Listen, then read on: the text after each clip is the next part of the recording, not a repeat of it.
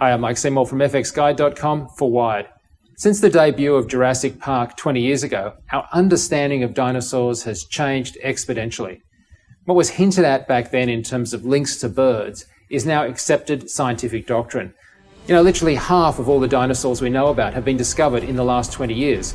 So in 2012, for example, that meant they were being discovered at a rate of about one a week.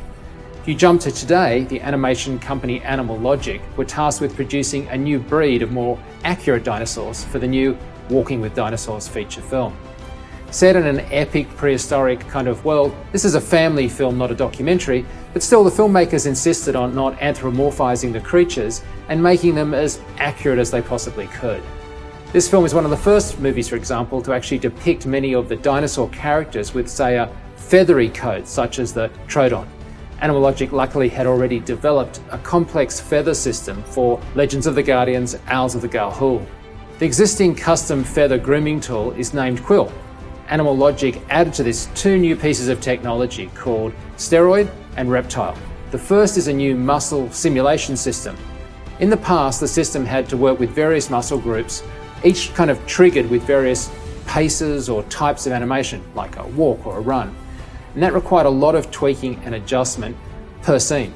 In this film, they're dealing with some very muscular creatures, like the Gorgosaurus.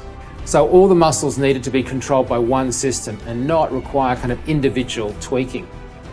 The second system is a procedural scales and physically plausible shading system for the skin and texture of the animals. It's called Reptile. This allows for complex procedural generation, avoiding having to hand paint and texture thousands of scales per creature. The new system allows for these rigid blocks to sit on top of a movable skin layer, which expands and contracts under the scales. It automatically provides a unique rigid scale to sort of sit down flat and not bend or warp, even though the skin underneath it does. So all of this helps place the animated characters more accurately in their real-world environments.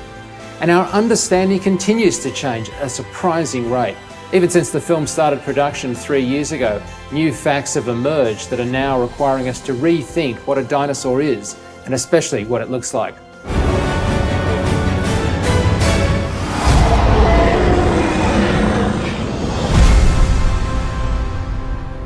Well, don't forget to subscribe for more behind-the-scenes action. I'm Mike Seymour for Wired.